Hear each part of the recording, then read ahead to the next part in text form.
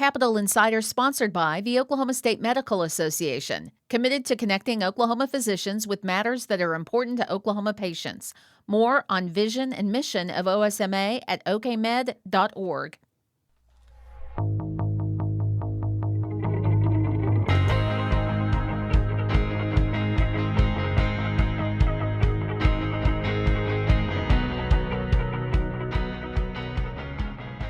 This is Capital Insider, taking you inside politics, policy, and government in Oklahoma.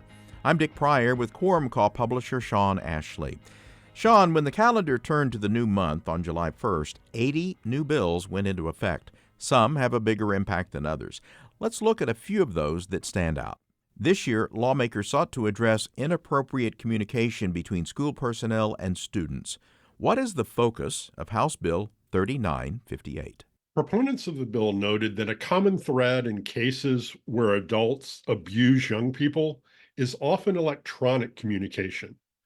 This bill requires parents or guardians to be part of electronic communications between school personnel and students to help ensure nothing inappropriate is taking place.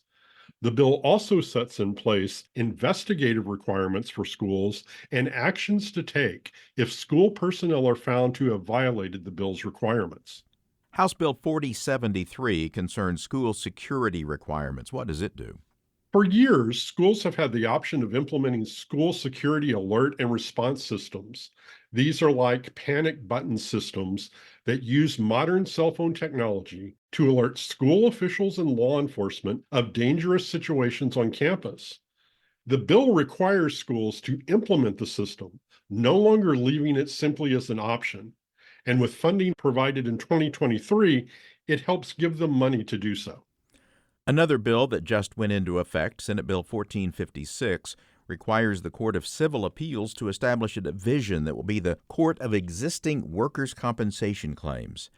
Why was this change enacted, and where are new claims going to be heard? Well, I'm sort of going to answer this question backwards.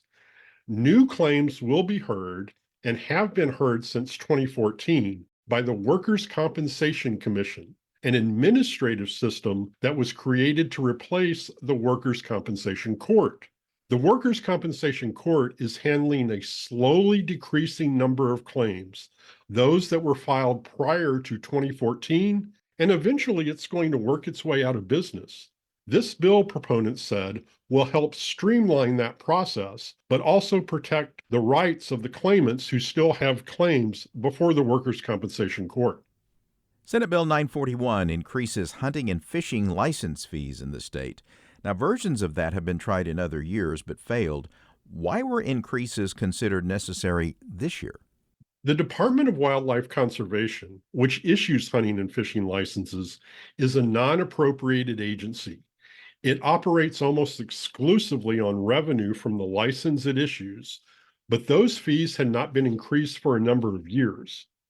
The Wildlife Conservation Commission had sought for several years to set the fees themselves, but the legislature rejected that proposal time and time again, including a bill by then Senate Appropriations Chair Roger Thompson, which did not even make its way out of committee.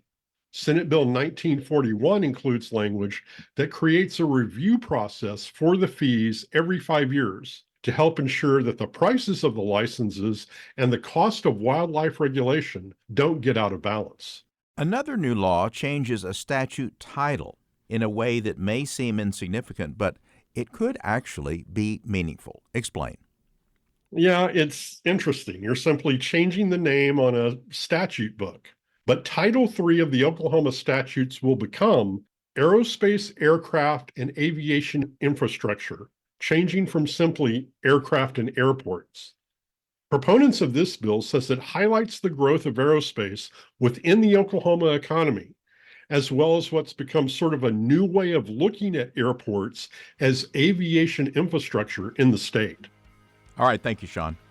You're very welcome. And that's Capital Insider. For more information, go to quorumcall.online. You can find audio and transcripts at kgou.org. And look for Capital Insider where you get podcasts.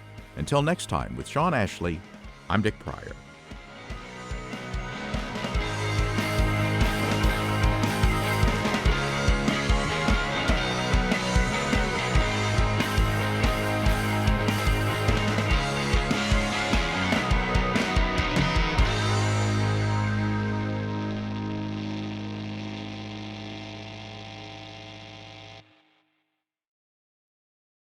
Capital Insider sponsored by United for Oklahoma, tribal nations building unity and economic strength to benefit all Oklahomans. More at unitedforoklahoma.com. Oklahoma thrives together.